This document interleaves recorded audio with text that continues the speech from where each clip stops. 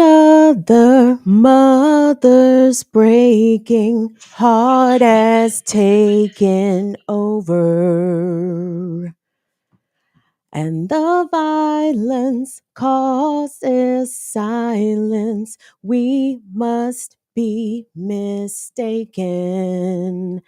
It's the same old Dean since 1916. In your head, they are fighting with their tanks and their bombs and their bombs and their guns. In your head, they are dying in your head, in your head. Zombie, zombie, zombie. What's in your head? In your head, zombie, zombie, zombie. Guys, isn't it something that anthems meant to represent and inspired one specific marginalized group can actually be applied to all groups facing oppression? The Cranberries performed Zombie for their people, for the people in Ireland, for the people of Northern Ireland being oppressed and marginalized by the English. But that song very much applies to what is happening right now in Gaza. I'd like to welcome you all to the show. It's the Friday edition of Burn It Down with Kim Brown. This is going to be a little bit of a show all over the place, y'all, because I will be absolutely remiss as a human not to acknowledge the most recent atrocity, the latest in a long line of atrocities committed against the Palestinian people by Israel and by the United States. The United States is 100% complicit in this genocide. And because we may not be in a position to throw Molotovs or let the AK spray where it may, but what we can do while we have breath in our bodies is to express our deep opposition, our vehement outrage about what continues to happen to the people of Palestine. Whew. Thank you guys for indulging me. Although y'all did not have a choice. Just to be clear. I'd like to welcome you guys to the program. I've got a good show in store for you guys today. So, in addition to speaking about the Flour Massacre, we will be speaking about that. I want to talk about how y'all's boy, Joe Biden, is in big trouble. I mean, trouble with Jesus, naturally. Yes, the devil is very pleased with Joe Biden's performance out here. But I have some interesting takeaways from the Michigan Democratic primary. And I think Joe Biden is going to lose re-election. And I think it's going to be because of the genocide that is happening in Palestine.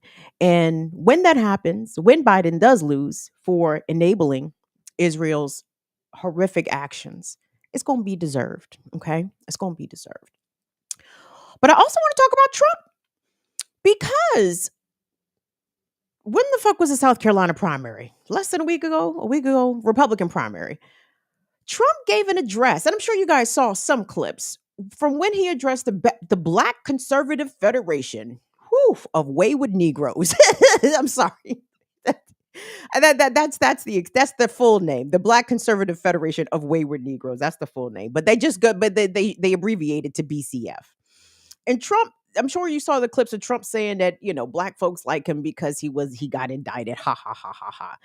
Trump said some shit at this speech. And I think it's shit worth hearing because I think it's shit that your Uncle Tony and some of y'all Uncle Titos, they are going to be very easily manipulated by some of this rhetoric. But at the same time, if Trump is breathing, he is lying. But when the motherfucker occasionally tells the truth, he does tell the truth. And I love to hear racists call each other racist. It's amongst my favorite things. So, towards the end of the show, whether y'all like it or not, you are going to be getting several minutes of Donald Trump. And I trust me, what is my disclaimer, kids? I wouldn't play it for you if I myself didn't find it compelling. And when I tell you, I watched this Trump speech whilst hitting the J. I said, "Hey, I think the Fire Fam need to tap into some of this shit. Not tap in, not co-sign, not endorse, not sign off on, but literally listen to it, experience it, and let me pre-suggest. Please go grab your cannabis consumption favorites. I don't know if you smoking flour. I don't know if you chewing on edibles. Hell, some of y'all might be tripping shrooms and watching shit. I don't recommend that for this first segment. Let me tell you that much. Do not take no shrooms and watch this first segment. It's gonna be a bad trip. But once we move along in the show, then by all means consume away. 21 and older, preferably, although although this is America, and we know when people normally experiment with drugs and alcohol, it is way before 21. So do what you need to do not to get caught. Let me put it that way. let me just let me put it that way. Hold on. Let me say what's up and greetings and welcome. What's up, Lady Alex, Sweary Fairy, and a heart. Love to see you guys in the space. Dawn Bird, Donnie, afraid not, is in here. Valley Girls is in here. Thank you so much. 40J Blaze. Now, gang, infinite content. Thank you so much, guys. I know there's a heater on BPM right now, and I'm not telling y'all that, so y'all be like, oh right, I forgot about the black. I forgot all about the Black Myths critique of BPM. Let me leave here. No. I'm just saying I know you have a lot of programming options. I appreciate y'all choosing to be here with me, and trust me, I encourage you to go back after and watch the Black Myths podcast critique of Black Power media. I know some of my comrades were eagerly awaiting it. So yeah, I just wanted to just remind y'all that that's on right now, but don't go over there right now. Y'all go over there later. Y'all can go over there later when I turn you loose. Please and thank you. What's up, Wendy? Thank you so much for making some time. Let me see who else is in here. Do me a favor, everybody. We are still in the final uh days, shall we say, days, plural, of our winter fundraiser, as it is knocking right here on spring. However, the need for material support does not change with the season. You like how I did that? It continues on. So if you're able, and much nods going to the people who actually did receive a tax refund, and you did not have to pay your rent with it, which I'm sure everybody did in part, right? But if you did get broke off a little bit from Uncle Sam, I implore you to please break us off in turn to support this Black woman led independent media operation. I certainly appreciate any and all the support, free and otherwise. Gigi Macho, what's going on? Thank you so much. Thank you so much for making the time, y'all. So anyway, those are just suggestions. You guys can do what you want. And to everyone that has already supported, I can't thank you enough. I know we got a couple of new supporters since I did the roll call this past here Tuesday.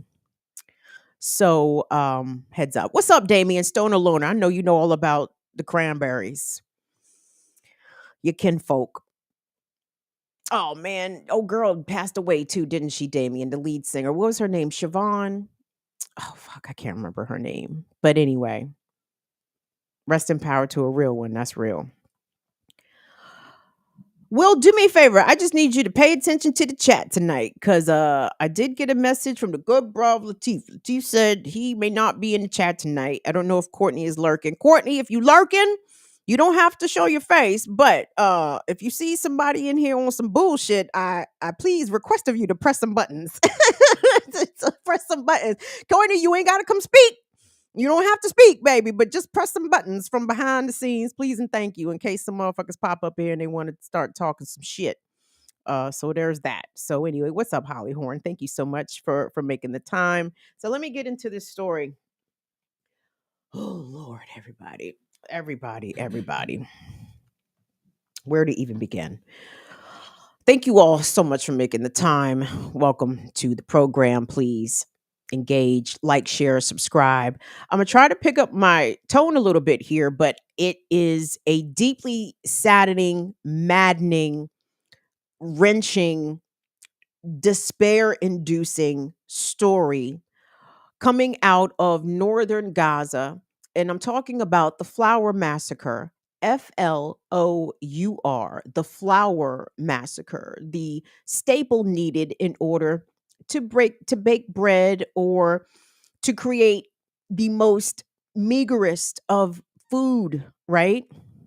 In a famine situation. I love how the American media right now is calling what's happening in Gaza a famine. You see they've abandoned starvation, right? Because people understand starvation. Dumbass Americans don't really understand what the fuck a famine is, right? But people at a baseline level do understand starvation. So I understand the pivot from the framing or from the descriptor from mainstream American news away from starving and towards famine, because that is exactly what is happening in Gaza. So the Flour Massacre occurred when aid trucks coming into the north of the country for reasons were flanked or being accompanied by Israeli IDF forces. And when starving Gazans, people in Palestine who have not been able to receive food aid, humanitarian aid in Gaza for almost a month, almost a month. How long does it take for a human to starve, everybody? 3 weeks, 4 weeks? It's been almost a month since the last time aid trucks were allowed entry into Gaza because, guys, there are convoys of aid trucks all along the borders, along every border checkpoint. The problem is Israeli forces and regular Israeli citizens, AKA the settlers, AKA the colonizers, the Zionists. These people have deputized themselves to prevent aid from coming into Gaza to starving Palestinians. So, what happened with the Flour Massacre? Don't know how it's being covered in the mainstream. I'm imagining completely like shit, right? However, I want us to take a look from some of the other media resources, and this first clip is coming from a British outlet. Not to say that they're much better, but they seem to be at least reporting it more accurately than I've seen from American press. So we're about to see a montage of clips. So the first clip is going to be a package, but what I want you to take away from the package is the Palestinian man, his comments about don't bring no more fucking aid over here, because if it comes with a fucking massacre, you motherfuckers can keep that shit, is basically what he told the people. But I'm going to let y'all hear it from his mouth. So that's the first clip we're going to see. And then we are going to see an explainer about the Flour Massacre. I think all of these clips are pretty self-explanatory. So let me just hush and let the Palestinian people and those that are immediately connected to those in this Palestinian struggle right now, as Israel engages in genocide. And the United States is right there complicit, holding its hand, going along with this shit. You ready to run it? Well, let's take a look.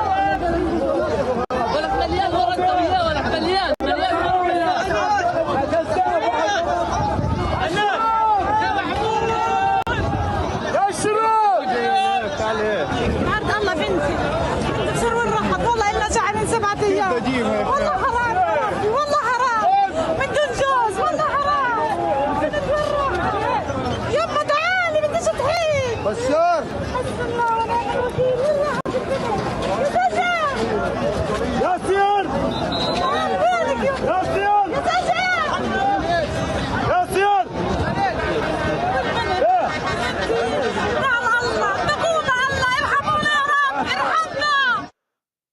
Well, Israeli forces have opened fire on Palestinians who are trying to collect flour in Gaza City. Have a look. These are images from Al-Rashid Street.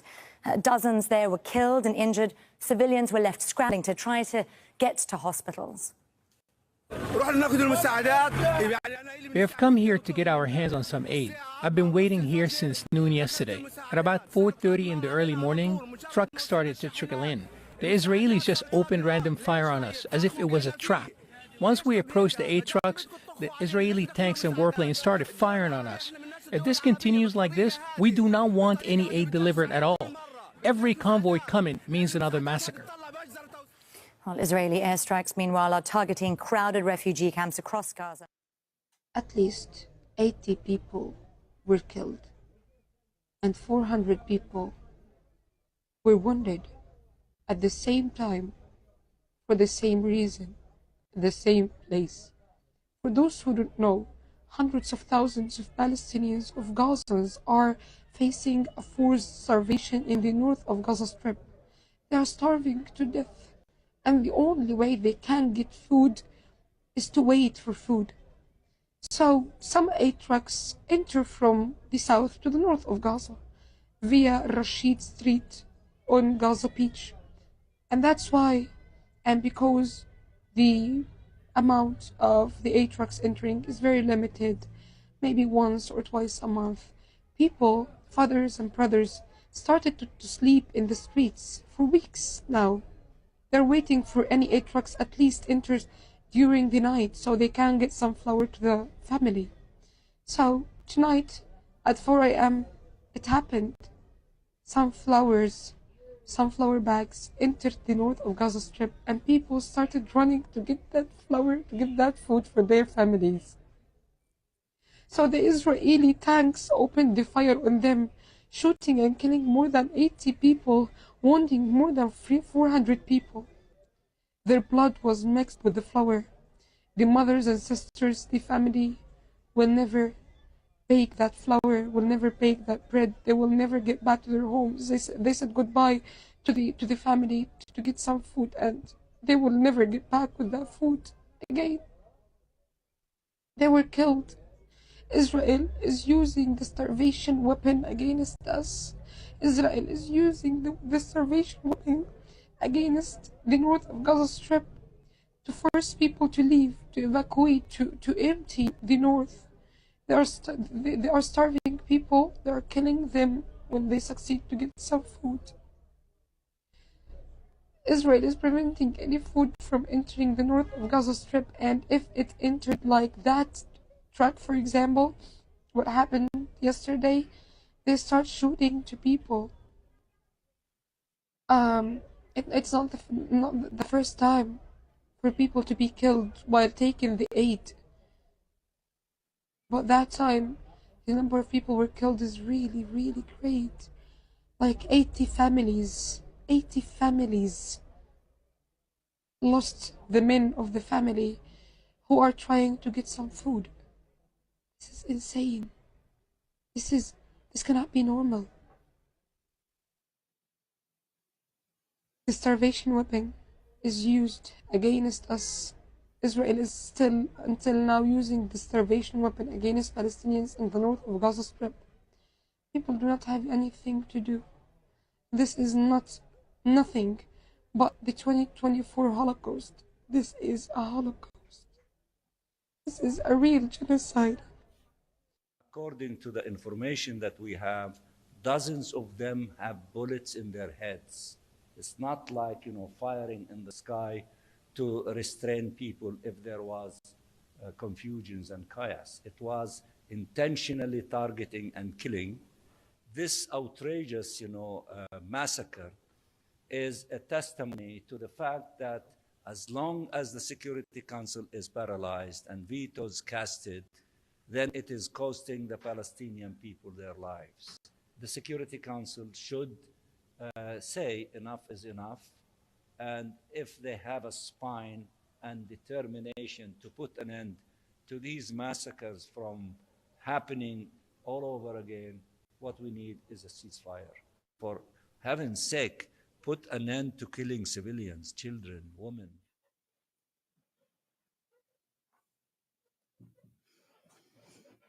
Those comments there were from the Palestinian representative to the United Nations, and you heard him referencing yet another UN Security Council vote that was put up. I believe the resolution was initially presented by the country of Algiers, and I think everybody was with the shit except who? Goofy ass America.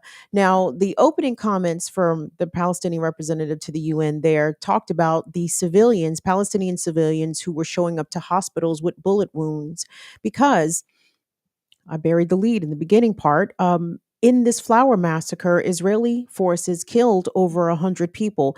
The woman giving her very tearful testimony there initially said 80. That number has been revised north of 100. The amount of injured folks, numbers in the hundreds. I've seen reports from 400 to 700, but hundreds of people were also injured in addition to 100 being absolutely slaughtered. Now, the Israeli military release statement saying that the majority of the people who ended up dead were trampled to death or they were run over by tanks. And the testimony there from the Palestinian representative to the UN refutes that. And so does a lot of eyewitness testimony, especially for the folks showing up to get treatment or care, but usually showing up with bullet wounds on them, right? They have bullets in them. They were shot at. Most of the murdered in the Flour Massacre were murdered with Israeli bullets. And you heard the woman there also telling us this is not the first time that Palestinians seeking humanitarian assistance, seeking humanitarian aid so they and their families don't starve, have been fired upon by Israeli forces. I found lots of instances of that online, taken by people on the ground in Palestine and those that are, closely connected to those on the ground. But no, when you have citizens who are starving and they approach slash rush an aid convoy or an aid truck, they are coming to get food. They're not coming with weapons in their hands. And the Israelis to say that the crowd was moving towards them in a threatening manner, absolute bullshit. Those Israeli soldiers knew why those people were coming in such desperation, in such a furious desperation, because they are starving. Okay. And I know all of us over I can't say us overfed Americans because there's a lot of Americans here that are food insecure. But there are no places in Palestine to go get food, right? Not the food bank, not the church pantry, you know what I'm saying? Nope. Nope. Every single crumb, everything that can be salvaged and turned into something consumable is being utilized. Gaza children are dying from malnutrition at incredible levels. People are literally starving to death. And Israel continues to be full steam ahead with this genocide, and they seem pretty much indifferent to international reaction. But you know who shouldn't be indifferent to international reaction or even domestic reaction? That is, it should be Joe Biden. Joe Biden is in an election year, and Joe Biden seems to think that just because he's running against Donald Trump, oh, well, it's a choice between me and you want me, democracy, or you want Trump. Mm-mm. It's not going to be that simple this time, Joe. You're not going to be able to make that same sell. This is not going to be the same turnout in 2020 to make sure that Donald Trump does not get the White House this time. It's not going to be that. It's not going to be that. And I don't think Democrats quite understand that. And shame on them because they're going to learn the hard way. And I wanted to say while I was preparing this segment, and I'm looking through these videos and I'm hearing the absolute heartbreak and devastation. And I'm thinking back to when we just covered the Super Bowl massacre, right? You know, these massacres seem to keep coming with a lot of frequency, sort of like the Israeli missiles and bombs, right? I was so furious and disgusted. I called Congressman Glenn Ivey, my congressman, a Democrat, black Democrat, and I called Senator Chris Van Hollen. And I know people, some people who don't know me and don't really watch this show think that I'm some sort of, you know, foul mouthed barbarian, that I'm incapable of so-called civilized talk and civilized discourse. I know when I'm supposed to be cussing and when I'm not supposed to be cussing, okay? And the reason I don't cuss out congressional aides who answer the phone is because it ain't they goddamn fault, number one. And number two, you start cussing at the congressional aides. I mean, I really don't know what happens, to be honest. I've always called my Congress people respectfully, if not angrily. But I called Glenn Ivey's office today, and I asked. I said, "Has a congressman released a statement condemning Israel's actions in the Flour Massacre?" And the response was, "Should he?" And I'm like, "Yes, he absolutely should." And when I called Chris Van Hollen's office, remember we watched that very impassioned speech from the Senate floor that Senator Van Hollen delivered, how he very clearly outlined, he understood the starvation, the humanitarian crisis. He understood why people are calling it a genocide. And then this two-faced motherfucker turned right around and voted in favor of sending more military aid to Israel and cutting humanitarian aid to Palestine. I called that motherfucker's office. Them niggas didn't even pick up the phone. Okay. They didn't even pick up the phone. They said Van Hollen office today, y'all, sent everybody to voicemail, sent everybody to voicemail. And I used up every second of my voicemail, letting Chris Van Hollen know that we see you, bruh. We see your transparent, fake, progressive, neoliberal bullshit. I told him, I said, in PG County, we call that talking out of both sides of your neck. let that be on the record. Please add that to my FBI file. Make sure you spell my name right. Like, I was so furious, guys, because again, I wish I could be inspired to violence. It wouldn't like it would be a very short, it would be a one woman. They will put me down pretty quick. They put me down pretty quick. So let me use my strengths and my voice and my brain and my heart and at least tell these fools about themselves, which I did. Ben Cardin, I don't know why I gave Ben Cardin a pass today. His office might get called Monday.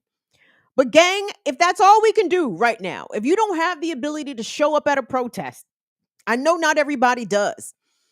If you don't have the capacity to organize, I know not everybody does. So you have to do what you can do, okay? And what we can do, at least, is give these elected officials the business. If they have to hear it from us, from our literal mouths when we call their offices, when we flood their emails, when we at they asses on Twitter, when we tag them, please, any Palestinian videos that you see from the Flour Massacre, start tagging your elected officials, every fucking body, from the mayor, city council, to Biden, to your Congress people and your senators. Tag these dickheads. Because we can show them better than we can tell them. Okay, we can show them better than we can tell them. And to be clear, you guys, the international community is outraged against this. Pretty much every country, from China to Colombia to Cuba to Italy to a variety of places, issued messages, state messages of shock, of condemnation, in the strongest possible terms. Who was that? Whose statement was that? Was that Jordan's statement? Like, the way this shit gets reported on American media, you wouldn't even think that the rest of the world is on fire about what's happening in Palestine. Around here, it's just, what's Nikki Haley doing? Nikki Haley still in the election? Like that's like one of the top 3 stories in the US. A person that has no chance of winning any fucking thing, still garnering headlines. Make it make goddamn sense. But if we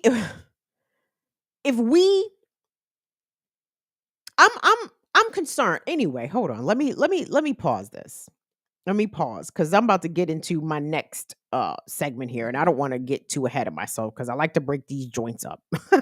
Because we done figured out a little bit of the cheat codes here on YouTube, and they like it when you post a bunch of shit. So, but regardless, so hold on, let me take a quick break. What's up, Franny France? Thank you, baby, for coming. Thank you. What's up, my son Tyler? Good to see you in here, babe. Ooh,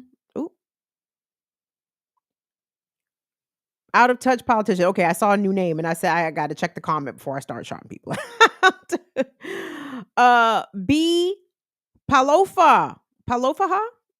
Palofa. I think I had it closer the first time. Thank you so much for coming through. What's up, Steve Dub?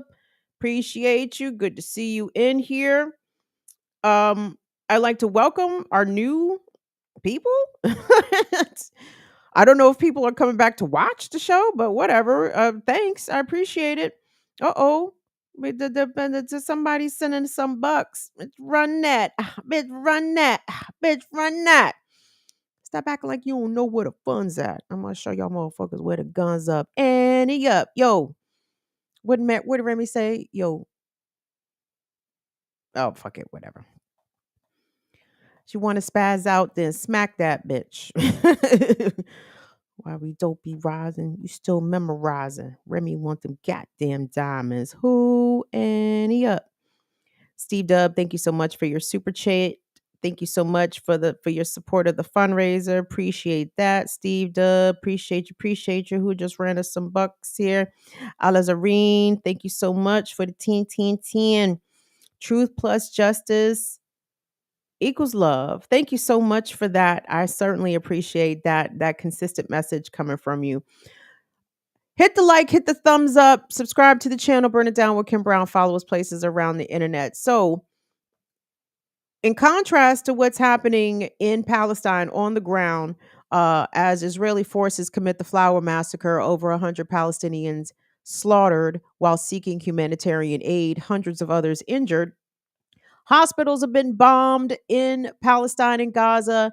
The amount of medical aid is scarily low.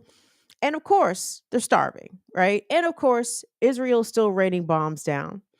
And in the American presidential election, we are still very much in the primary phase, but I don't even know if we can call it a primary phase, everybody. Pretty much the outcome of the party's nominees has been decided because, didn't really have a lot of choice, did we? And this is a contest that literally no one in this country is looking forward to. Trump v. Biden again? These two motherfuckers again? Adios mio. But the primary campaign continues, and Trump has won every primary. Biden has run every primary so far. But what happened in Michigan this week, I think, is something to take notice of. Very much so. Because as much as Joe Biden and the Democrats think that Donald Trump's reputation with his indictments and his federal fines and this shit, that shit, Trump being terrible in general, they think that's enough. They think Trump's recent record of irresponsibility, even though that's his whole adult life, but okay. They think that's going to be enough to turn Americans away from Joe Biden or away from Donald Trump towards Joe Biden. And I don't think that's the case. In fact, the Democrats are grossly miscalculating, number one, how beloved Trump is, how all his racist foolishness is embraced, how his saying, basically fuck the police and fuck the FBI, that shit is a winning message. I mean, I like that shit. I mean, I'm like, defund the FBI. Yes, nigga, go on. Shush. Y'all let Trump finish talking. I'm kidding. I'm so kidding. But anyway, Michigan primary. So Michigan is one of the states in which people coming to vote in the primary can vote uncommitted. Okay, cool. But what happened was there was a bit of a brief, albeit seemingly successful campaign to get Michiganders to vote uncommitted and as a protest vote against Joe Biden, against his support of the Israeli genocide happening against Palestinians. Michigan is home to the largest Arab American community in the US, right? Arabs everywhere. You know what I'm saying? And I say Arabs lovingly. Understand? It's a lot of Palestinian. It's a lot of what's the Bamas? The Chaldeans. Correct me, chat. Don't let me be out here sounding all the way foolish. But it's a lot of Arabs there, primarily Palestinians, right? And they, encouraged by Representative Rashida Tlaib, who is the first and only Palestinian elected member of Congress, to vote uncommitted, to tell Joe Biden basically to go fuck yourself. Like, you think what you think? You think everybody just gonna vote for you because you not Trump? Mm-mm. You gotta have to earn this vote. And the way you earn that particular constituent group's vote is to do a ceasefire. Make Israel adhere to a ceasefire. Okay. But in pure liberal, tone deaf, head in the sand, oh, we're not going to figure this shit out until after the election. And then they're going to do a whole autopsy on everything that went wrong. And they're going to pretend as though what happened in the Michigan primary was not a big deal. Let me prove that to y'all by giving you not my analysis, of course. Mine is not the worst out here, but amongst the worst is NBC News. And for all y'all MSNBC viewers, how? How do y'all do this? Why do y'all not like nice things? I don't know. But Chuck Todd, the former host of Meet the Press, I would say Meet the Press worst host, was interviewed by, I'd say, Meet the Press's second worst host, Kristen Welker. She's not. I don't know why I had better expectations. Silly me, but she's not as bad as Chuck Todd, but she is far from Timmy Russert. Lord have mercy. So anyway, Chuck Todd gave his worthless ass wooden nickels, his 2 fucking cents, his wooden nickels of political opinion about what to take away from, am I reading this right? 100,000 uncommitted votes in the Michigan Democratic primary? Seems like a very big deal. Will, let's take a look at the clip. About Michigan. You could argue there are warning signs for both parties in Michigan, Right. but let's talk about Democrats, because I think that's kind of where most of the focus has been. You could have these 100,000 uncommitted votes. You and I spoke about this earlier. You said you were watching to see if it got up to 30%. Didn't get that high, but still not insignificant. I think it really depends. If you portray it as 100,000 votes, it sounds more significant than if you say they didn't win a single delegate. Yeah. Right. It didn't make threshold of 15%. Right. So it really, I think a lot of it has to do with, it's like, I don't want to take anything away from the activists and their passion on what the message that they wanted to send. But if you're the Biden campaign, you're just looking at this through a political lens. This could have been a lot worse. This could have been, this was a free vote. Bernie Sanders' organization was helping. You had Beto O'Rourke. So I look at all of this sort of somewhat institutional support that the protesters got, including from at least one sort of news organization, and they still only got, So I think that to a certain community, this is really highly important. But I think it's contained as a political problem. This could have metastasized. This could have been, I sort of look at it the same way I look at the New Hampshire write-in effort. All the ingredients were there to really embarrass Biden. All the ingredients in Michigan were there to embarrass him. And just the opposite happened. They not only contained it in some ways, he showed far more strength than I expected. So that's, I'm trying to, I don't want to somehow say, oh, well, the protest movement, came up short. I just think there are certain people this might be a voting issue for, but it's a much smaller group of voters than I think many people realize. Yeah, and it didn't. We're talking about the primary, guys. The primary is already fucking decided. The Democrats basically have already picked their candidate. It's going to be Joe Biden, right? So for Chuck Todd to even reference the New Hampshire write-in effort, right? And listen, this is not to besmirch or disparage any third-party candidate. Shout out to Dr. West. Shout out to Claudia De La Cruz. Vesper X is in the building. Shout out to Marion Williamson. Fuck it. You know what I'm saying? It's not to besmirch that, but to be let's be real here, okay? None of these people stand a chance of capturing not even one state away from Joe Biden. Okay, the stage, the ticket is set. So let's get off of that. Okay, all this primary shit is perfunctory at this point. The nominees have been selected. By all means, vote whoever the fuck you want to. Do your thing, okay? But to ignore 100,000 votes in a primary campaign, not for Joe Biden during the primary, I think is something that the Democrats and the Biden campaign, if they choose to ignore it, they're going to ignore it to their own folly, because it is far short-sighted for Chuck Todd to even talk about, well, I don't think it's 100,000 votes to me, but they didn't get to the threshold of the delegate. Nigga, nobody gives a fuck about the fucking delegates. Biden has got the shit sewed up. Who the fuck cares about the delegates? You're trying to win a general election in a swing state that Trump won in 2016. He won Michigan in 2016, the first time that a Republican had won that state, I believe, since 1988. Trump won Michigan by, I think, 11,000 votes. A super razor thin margin, right? In 2020, Biden retook the state back, stretched his lead out considerably. I think Trump got 2.6 million votes. I think Biden got 2.8 million. So roughly about a difference of 200,000, okay? And that's a presidential contest. So not many people turn out for a primary, right? You'll get some, but the people who are regular voters will come out for that presidential contest, right? They may not come out for the primary. They may or may not come out for the midterm, but people who do vote usually show up to vote for president, okay? And Joe Biden, let's stick to Michigan. Joe Biden in Michigan is not going to have the same momentum in 2024 that he had in 2020, because you're not going to be able to generate this never Trump energy again, I don't think, in 2024. I don't think so.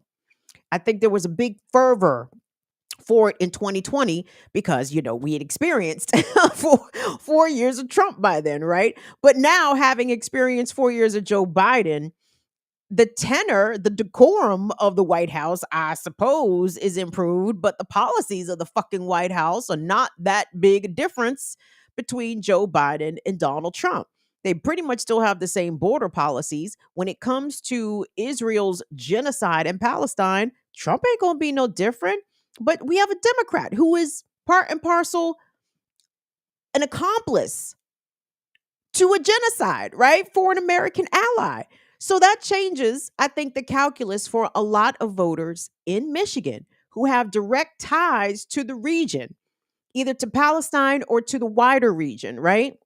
But even if you have Arabs in Michigan who aren't Palestinian, all they homies is Palestinian on this side of the pond, right? So I think that the Democrats are going to have a real problem, because I don't think it's going to be so much people turning out to vote for Trump. It's going to be people not voting for Joe Biden. I think people are in Michigan. I think people are going to show up to the polls. They're going to do our strategy, right? They're going to vote down ballot. They're going to vote the referendums. They're going to vote their local races, and they're going to leave President blank. And it's those omitted votes, right? That never casted a vote for Joe Biden in 2024 during the November election. That is going to be what takes Joe Biden down, okay? I think the turnout is going to be good. I think people are going to show up to vote. I just think they're just going to leave the presidential box blank. And if 100,000 people showed up to a primary to specifically tell Biden to go fuck himself by voting uncommitted, wait till the big race come up, everybody. Wait till that big race come up. And I don't know if Joe Biden showing up along the picket lines with the UAW workers, I don't know if that's going to be enough.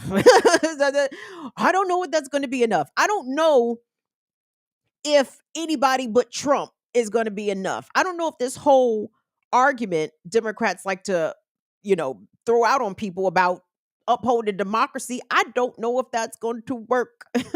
I don't know if that's going to work. Look at all the democracy that we have seen been eroded under a Biden administration. Women's access to health care. And I know very much that the Democrats are going to run on abortion, no doubt. But again, what's the fucking plan? like y'all niggas can run on abortion. What's your plan? I haven't heard the Biden-Harris plan to enshrine abortion federally as law. Maybe it's out there, but I can't claim to have heard it. But don't listen to me because I ignored Joe Biden. I try to ignore Joe Biden as much as possible because every time I tune into this motherfucker, he's doing some fuckery, right? Or he's endorsing some fuckery, or always something bad with Biden, right? But I think Joe Biden's gonna lose, everybody. I'm gonna jump out there. Let me go on the record. Maybe that's not such a maybe that's not far-fetched. Maybe that's not something I can hang my hat on in November, December. Be like, see, I told y'all. I mean, like, it might be pretty obvious, even here in March, that Joe Biden is not going to win this contest. And I think, people questioning his cognitive ability, his physical condition, I think all that shit is valid. But that's not going to be why he loses. And for Chuck Todd also to say that, the issue of, basically he's referring to the Israeli war on Palestinians as a niche issue. I'm not certain that it's that. I think Joe Biden is going to have a difficult time in some other key swing states. I think Pennsylvania is going to be a problem. You know what I'm saying? There's lots of Muslims in Pennsylvania, Philly specifically, and they not Arabs, but they Muslims. So, I mean, they might ride, for their religious brethren and sisterin out here. That could tip the scales. And I know people will be like, oh, Kim, he's going to win Pennsylvania. I don't know that, guys. Pennsylvanians will tell you. You have Philadelphia to the east, you got Pittsburgh to the west, and what you got in the middle, Pennsylvania, you got Alabama. Okay? All that shit in between Philly and Pittsburgh, and going up to the north and central and headed over to the west towards the Great Lakes, and to the east over towards Scranton. That's all Trump country, my nigga. That's Trump country, my nigga. And if the blacks and Arabs, if they don't turn out, Pennsylvania might be looking a little different. So anyway, if the Democrats and Joe Biden lose the White House for supporting the genocide, I say it is the outcome that they deserve. And some are going to argue and push back. Well, what do you mean? That means you want Donald Trump to be president. I want people who come and beg for my vote, never listen to my issues, have not improved the conditions of my people. I want them people to lose. If Trump and Biden could both lose, oh, glory. I want them both to lose if we keeping it a buck. But Joe Biden has been the one all up in black people's face, shaming black people, as a senator, locking up black people. Senator Joe Biden once joked whilst the 1994 crime bill was being worked through. Joe Biden joked. What did he say, y'all? He said, I'm gonna give people the death penalty for jaywalking. I'm paraphrasing, but he did make a comment along those lines. Okay. Fuck that nigga. Fuck him. Fuck Hunter. Fuck. The only Bidens we fuck with are Commander and Major. Shout out to the Biden German Shepherds. Bit every fucking cop that came through the White House. Bit every Secret Service agent. I said, good boy. Commander and Major, that's a good boy. You bite all them piggies. That's a good boy. So shout them. The only Bidens that's worth a damn out here is fucking Commander and Major.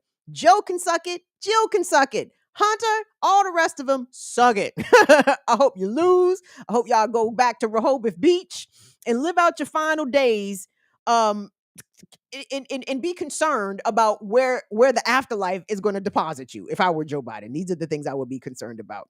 And he ought to be concerned, and Democrats ought to be concerned that the genocide is going to cost you the election. And y'all don't believe us, but y'all gonna fuck around and find out. Because in a lot of these places, you guys, a lot of so-called democratic strongholds, the shit may not be as easy as a cakewalk as they think it's going to be. And it's not going to be because Trump got to turn out. Well, it's probably going to be a lot of factors. Trump is going to have to turn out his base, no question, in order to win. But it's going to be a lot of disaffected, disgusted, younger voters, 40 and under, I think, is going to turn out. People who would otherwise be voting Democrat are not going to vote for president. And Joe Biden is going to be stuck holding the bag. And I'd like to welcome all of you pro-Palestinian folks. We black folks, welcome you. Come join us. Because when the blame game starts to rain down, we're going to be like, well, it was them too. Yes, black people did not turn out and show up for Joe Biden, but the pro-Palestinian, the radical whites didn't either. So y'all yell at them for a change. yell at the radical non-Zionist Jews for a change. Yell at them Bammers. Stop yelling at black folks when Democrats lose. No, yell at a constellation of would-be Democrat constituents, because I think the Democrats, with this latest massacre incursion happening upon people in Gaza, the Flour Massacre after the Super Bowl massacre, a red line has been crossed in the minds of literally humanitarian loving people in this country. Okay, that's it. If you think there was ever a chance in hell that I would ever cast a vote for Joe Biden, I wouldn't have anyway. But after the Flour Massacre, no chance in the world. Lose, bitch. Get out the way. Okay, hold on. What time is it? Let me get a time check. Oh, okay.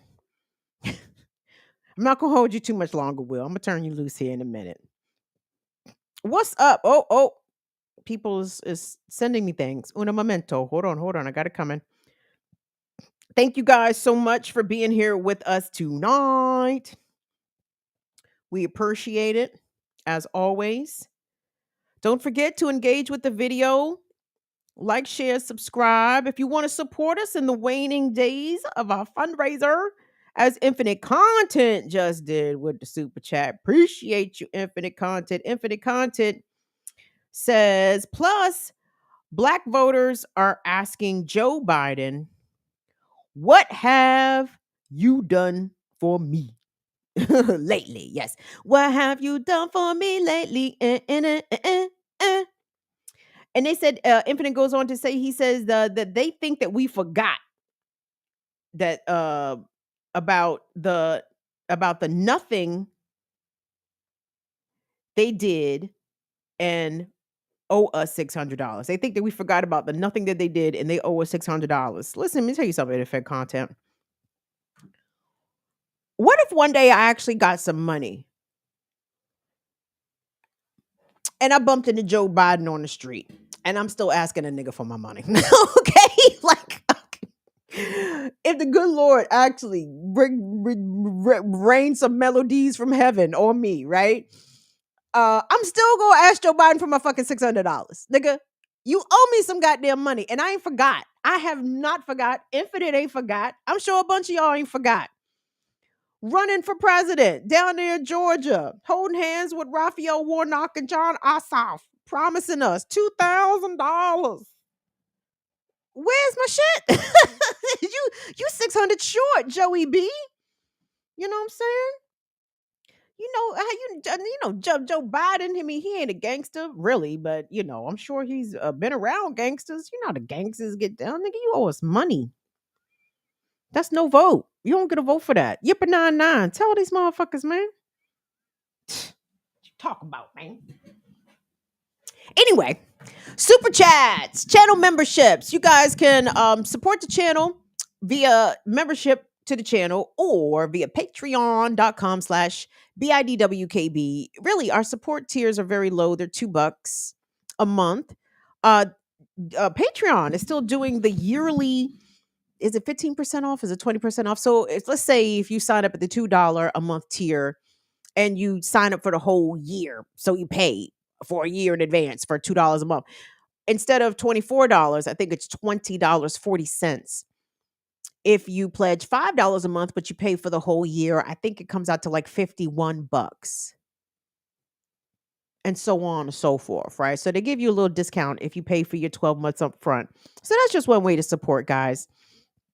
Cash App, $BIDWKB, Venmo at BIDWKB, PayPal.me/BIDWKB. Now, I will have to give the other people who supported us shout outs on Tuesday because I was late preparing for the show and I forgot to assemble my list. So please, it's not lack of gratitude.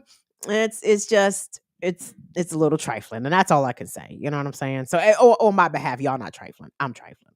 So you look for your shout outs come Tuesday. Okay? Okay. All right, guys. So what's up, Schultzy? So let me give everybody a content warning and a trigger warning real quick, because if literally listening to the sound of Donald Trump's voice turns your stomach, you might not want to watch this segment.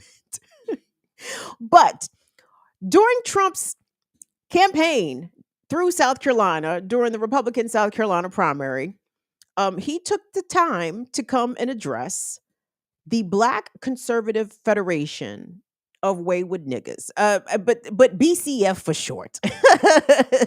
It's not BCFOWN as I say it is. I think that's the old name. Maybe they just shortened it to the Black Conservative Federation.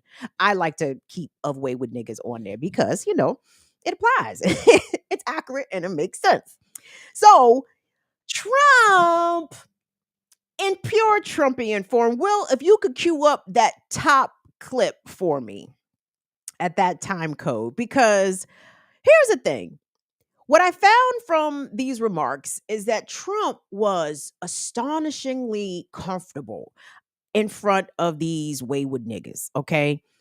And I mean more comfortable than he is at the Klan rallies, right? Because ultimately, guys, we know what Trump is. Trump is a Northeast liberal racist, right? Trump, he doesn't actually hate Black people. He just wants Black people to forever be subservient to a man of his stature, right? Of his race, his gender, his income, his elitism. Like, he loves Black people so long as they know their place, right?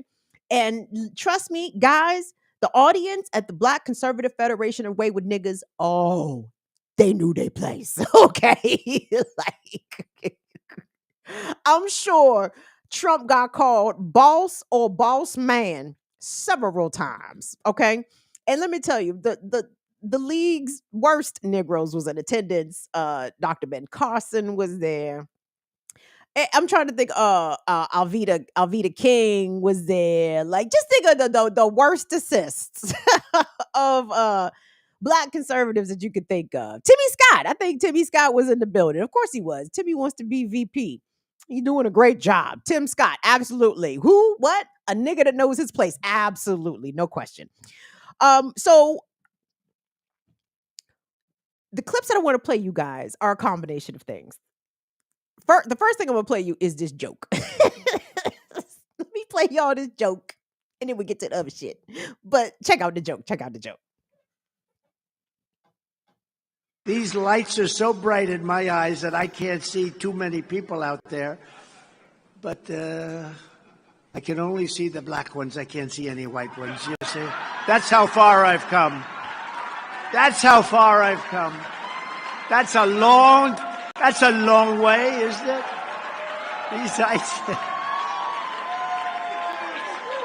We've come a long way together. Lynn Patton. She's been incredible. Lynn Patton. And tonight's honorees so deserving. Cut that, Will. Okay. That's the opening. So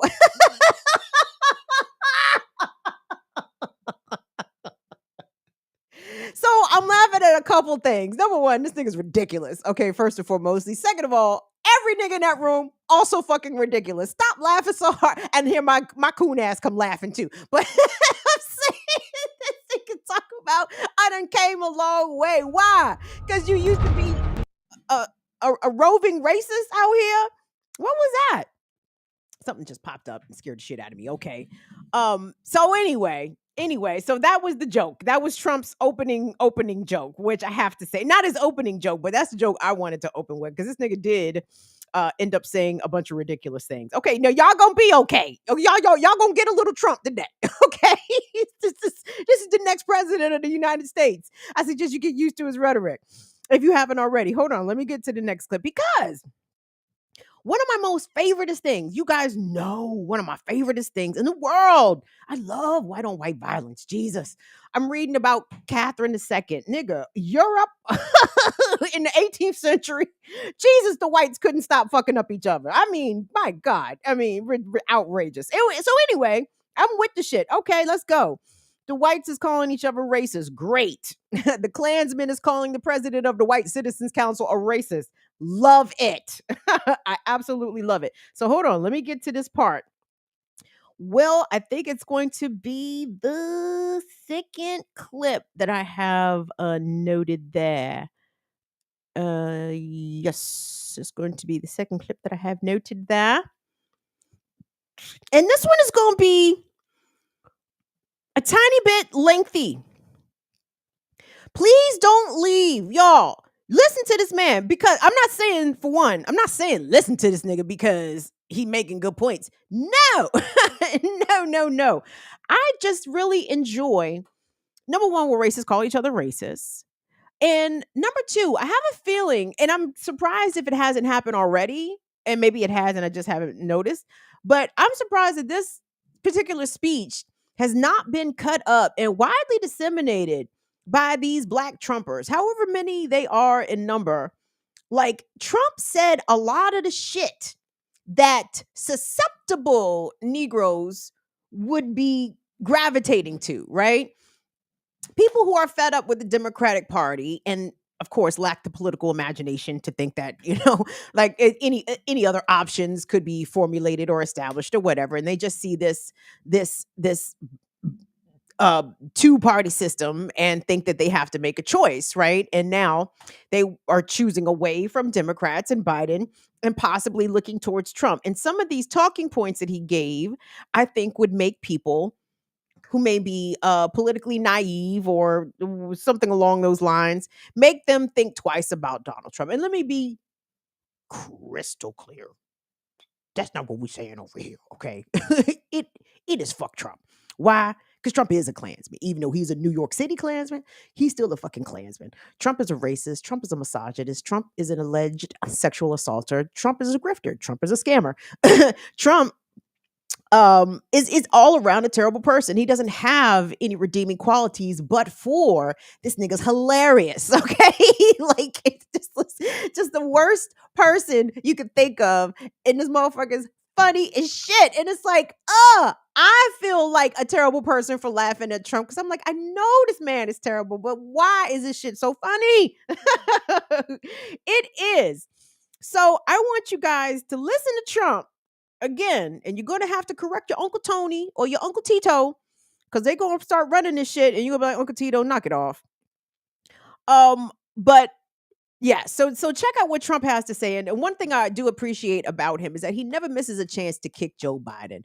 Every time he references Joe Biden, it's crooked Joe, that bitch ass nigga Joe. Like, he always got something bad to say about Joe Biden. And I said, sir, I also always have bad things to say about Joe Biden. So I that's the anyway. So check this out and listen to this pitch to Black America that Trump is about to do. And at the same time, read Joe Biden for filth pretty accurately.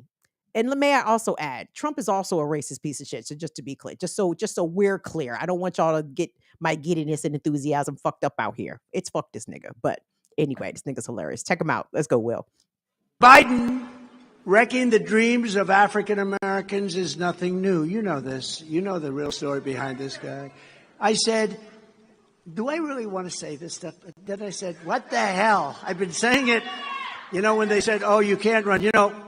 When you look at the presidency, it's such a cherished, incredible position, such responsibility. But 92% of the people were politicians and 8% were generals.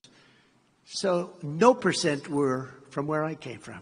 So they said, oh, he's just going to have a good time. You think I'm having a good time? I'm not sure it's a good time, but I love it. I love it. Because we're going to make America great again. That's why I love it. But I said, do we really want to hit him that hard? Because if you do, you can really go back into history with him. It's the only thing he's really been good at his entire career. You know what that is? Being a racist, because he's a racist. Crooked Joe backed NAFTA, which is a disaster It's been a disaster for Hispanic Americans and for black Americans. China's entry into the World Trade Organization, where they just ripped us apart. I took in $472 billion from China. No other president has taken in anything. They did not want to see me do so well. We're leading in every poll by a lot. You see it. And I don't think China's too happy about that, actually. The Trans-Pacific Partnership and every other globalist horror show that ripped the guts out of our country and pulverized black workers and owners of small businesses.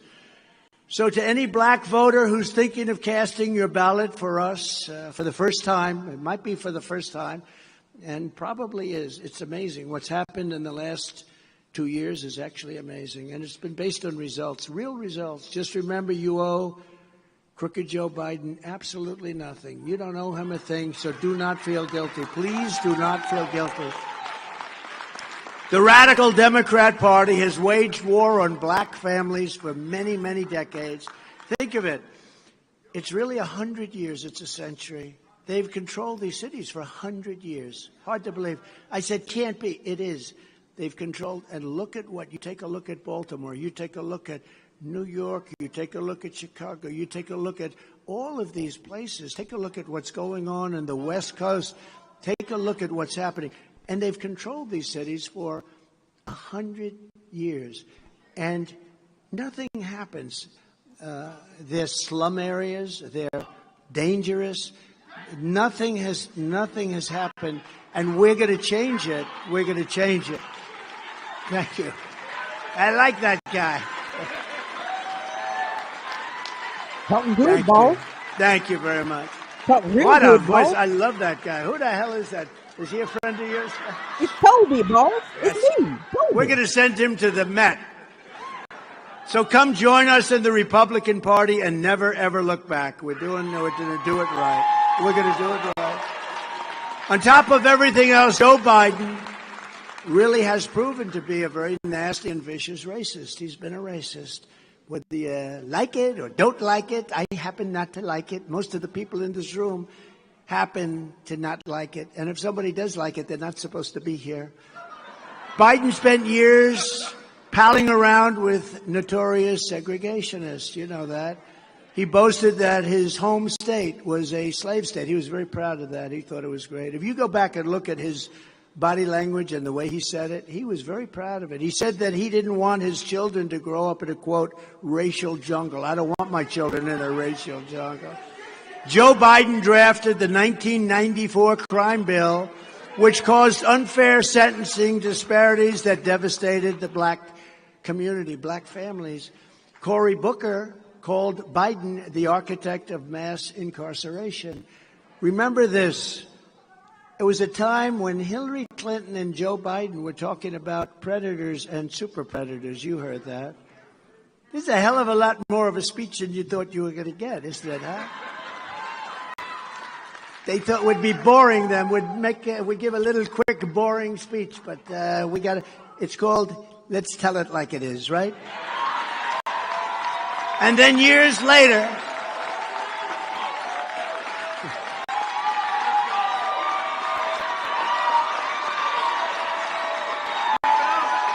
tell it like it is.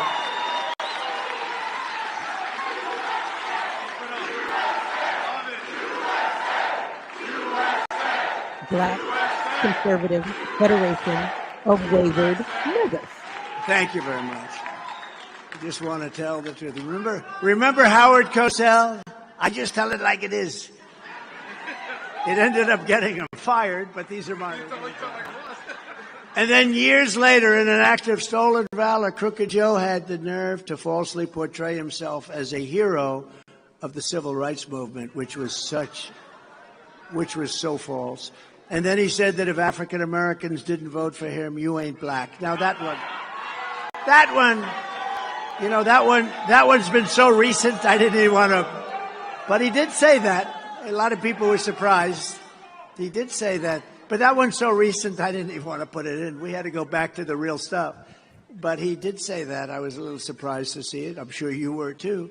Unlike racist Joe Biden, I've spent my entire life working hand in hand with black Americans to create jobs, build buildings, invest in our communities, and expand opportunity and freedom for citizens of every race, religion, color, and creed. And we have. I built a lot of buildings, and I want to tell you, a black worker is a great worker. You've done an incredible job. They've done an incredible job. Really All right. talented. That's good. Well, that's people. good. Ooh, the black workers, they worked, almost like slaves. Ooh, they were just exceptional workers. Okay. So apologies. I'm so sorry to subject you to 7 minutes of Donald Trump, but I wanted you guys to hear this because number one, whoever wrote that speech for Trump did, I would say, a good job.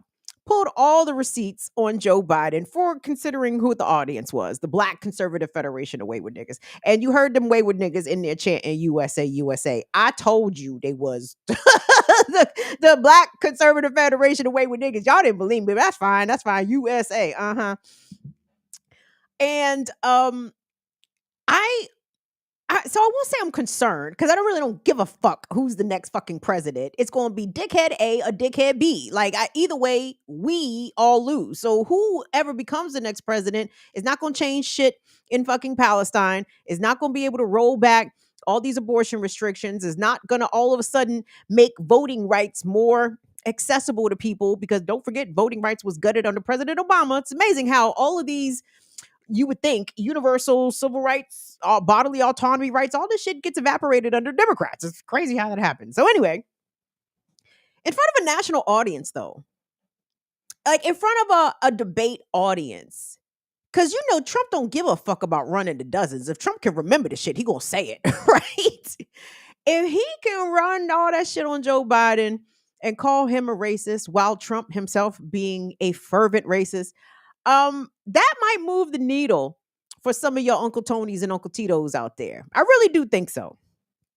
Because I think for whatever reason, and I can't explain it, I don't pretend to understand it, there's something about some of our brothers, some black men out here are very susceptible to conservative talking points. I don't know why. I don't get it.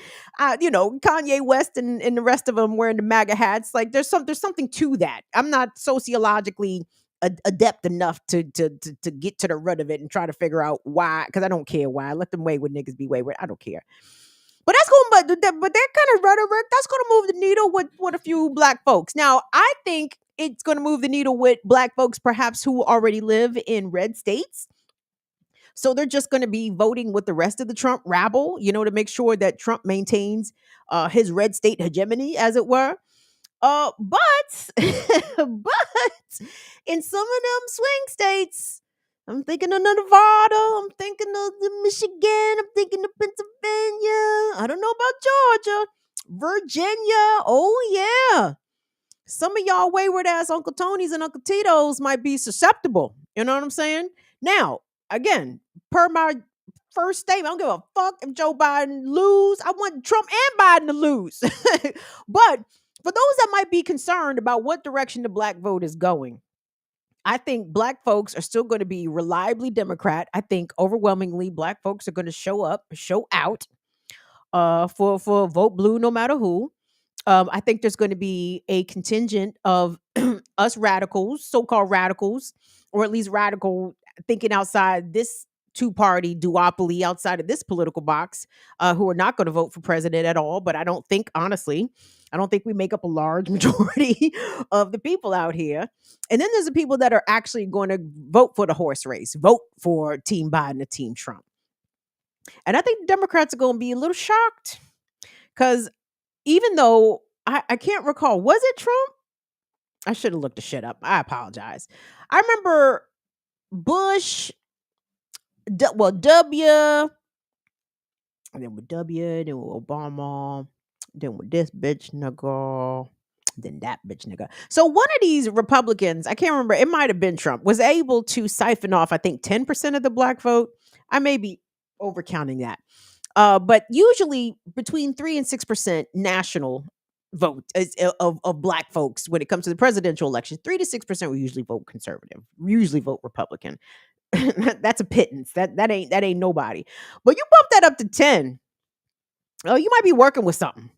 And a state that Joe Biden might be expected to win, like a Virginia, might get tilted if a few thousand wayward Uncle Tonys and wayward Uncle Titos decide to make America great again. You know what I'm saying?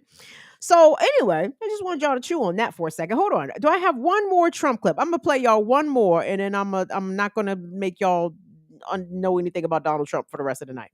But I watched this speech and I was like, this nigga's not changing my mind. This nigga's not moving the needle.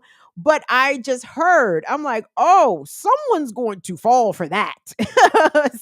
Somebody's going for that.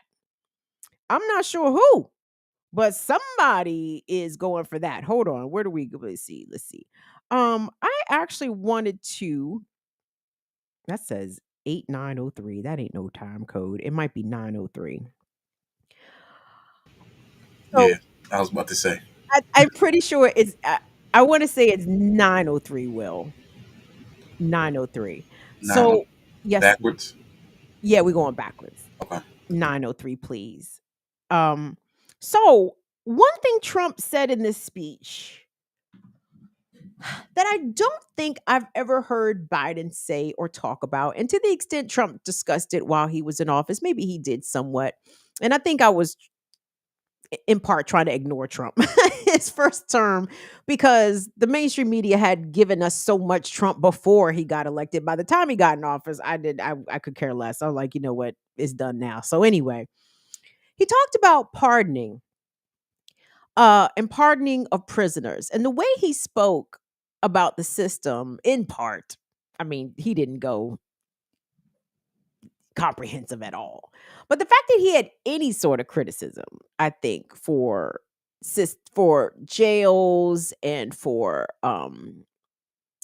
the way that he felt, I guess, powerful as a president to have that power of the pardon pen.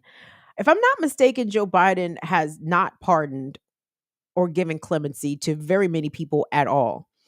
And I do believe he is on pace to have pardoned or granted clemency to the fewest amount of people at this point in their term, right?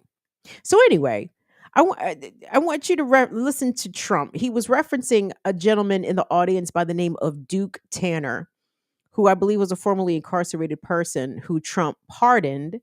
And this is what Trump had to say. Take a listen. Very grateful. But the one thing, when I gave pardons to people, every single person, I mean, I've never seen, when they see me, they cry. It's such an incredible power of the president.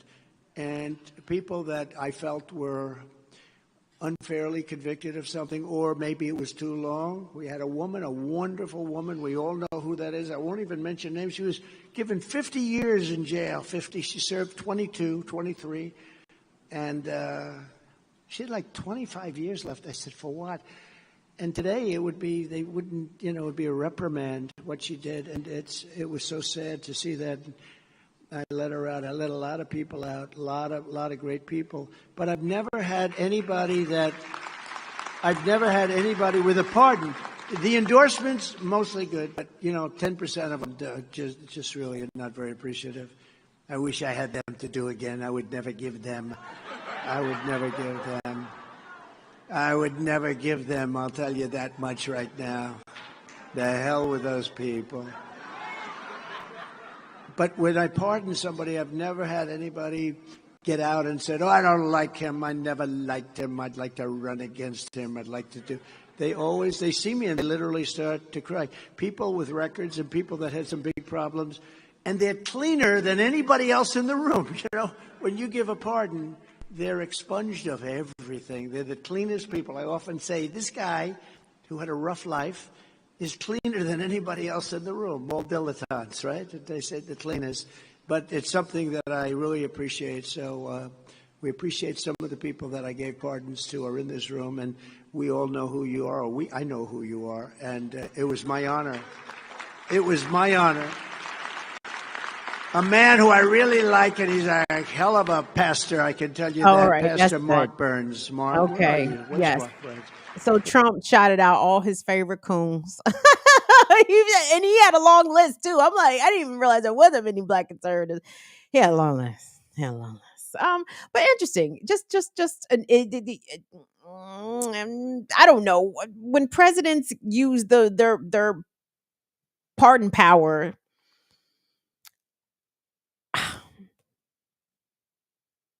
The reason I think Joe Biden has not pardoned many people is because he knows that those people, likely most eligible, most deserving of a pardon, are there because of policies that he put into place, right? Joe Biden, that's not inaccurate to describe him as the architect of mass incarceration. I mean, I think in the modern day, I think that's very fair. I think Joe Biden is not interested in really owning up to his record and the ways in which his policies, when he was a senator, and then further on as vice president, and since as president, have really been harmful to black folks. I don't expect Joe Biden to own up to that beyond lip service only, right? He'll say it because it's election time and people are going to bring the shit up again. And Pop Jojo might get upset and start, I already apologize. I don't need to apologize to you people. Cool, nigga. Don't apologize. Send your dumb ass back to Wilmington in January 2025, sir. We don't care. We do not care. Because at the end of the day, y'all, some differences, yes, between Republicans and Democrats. Trump ain't gonna cut down American militarization around the world. Trump isn't gonna tell Benjamin Netanyahu to cease fire. None of that. So as Biden goes, Trump goes on some issues. And though it's not 100% across the board, Republicans and Democrats are united on enough issues that impact marginalized communities, black communities, that we can say there's not a whole lot of discernible difference really at the federal level. So anyway, I don't care who's president because our choices are abysmal. But for those who do care about such things, I just want y'all to be aware that your MAGA uncles, your black MAGA uncle, your Latino MAGA uncle, he might be going for this shit, and he might be able to bring, a couple of the primos over along with him, right? He might be able to convince a couple of y'all fake conservative cousins who don't like it, when their girlfriends talk back to them and shit. You know what I'm saying? He might be able to pull a few more of them. So if that's some shit you care about, you should try to discourage that propaganda. But if you don't care, and you here for the jokes as I am, well, then let's just enjoy the jokes, y'all, while the world goes to hell in a handbasket. Who says that we have to be, not enjoying ourselves? And I know we're not going to enjoy ourselves when it comes to the issue of Palestine. No fucking way. But this American election is a clown show. So kids, let us all watch the clowns entertain us all. And that's going to be the show, ladies and gentlemen and non-binary folks. Bagheera's out here tap dancing. So that's my cue. Let me say goodbye and good night to all of yous. If you happen to rewatch this over the weekend, you still have time to support the channel with the support, the kind that folds. We appreciate the kind that jingles, but we love the kind that folds. So if you got some of that folding kind, kindly send that our way, please and thank you. We will take it. We need your support. I deeply appreciate everyone that ever makes time to come over here. Peter Griffin, thank you so much. I haven't seen you in a while. And in any moments, any time, minutes, seconds that you give to this channel. I appreciate that. Shout out to Anna Hart, Mama Lorraine, Learn Life Abby. Not this Saturday, next Saturday, gang, is going to be our disability support chat. What day is that, Anna? Is that the 9th? March 9th? Every second Saturday, 5 p.m. Eastern, we do our Around the Fire disability support chat. Anna, Mama Lorraine, and Abby have been really outstanding at facilitating these. So I just am deeply appreciative. So just be sure to keep that loosely on your calendar. On 3/11, March 11th, I'm going to be on the Piper Carter podcast, y'all. Ooh, I'm excited. I'm really excited. Piper Carter, Breaking Barriers, Black Power Media. Check out Piper's show. And on March 11th, check me out on Piper's show. Like, I'm very, very, very, very excited. Like, I appreciate Piper not only being a rap head, hip hop head, historically, but she keep up with the shit now. she did a breakdown of Nicki Minaj and Megan Thee Stallion beef, and I said, wow, I appreciate somebody still listening to rap and having opinions, because woo, child. I stopped listening to rap 2008. This shit got on my nerves. Anyway, but new shit. I still listen to all my old niggas. Shout out to all them Black Thought mixtapes, them streams of thought. Shout out to all the old real rapping ass nuts. We love y'all, but these I'm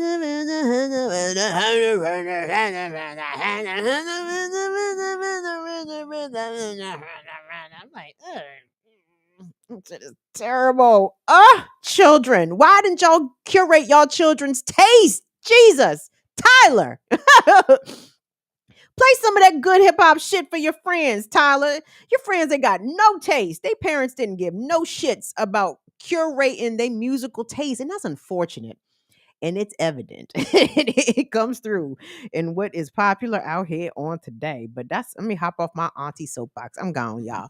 Have a great weekend, everybody. We will see y'all back here for Burn It Down with Kim Brown on Tuesday. Please go support the homies. Shout out to Black Power Media. Shout out to Darker Than Blue, Jackie Lukman, Sean Blackman, WPFW.org to find the episodes of Darker Than Blue. Shout out to Status Cool News and the Status Cool Community. Shout out to Say Your Mind Podcast. Shout out to Infinite Content, who got his own shit out here. Go subscribe to Infinite Shit out here. Thank you so much to Will and Molly. Gang, we'll see y'all back here on Tuesday. Love y'all to pieces. See you later. Bye-bye. Bye-bye.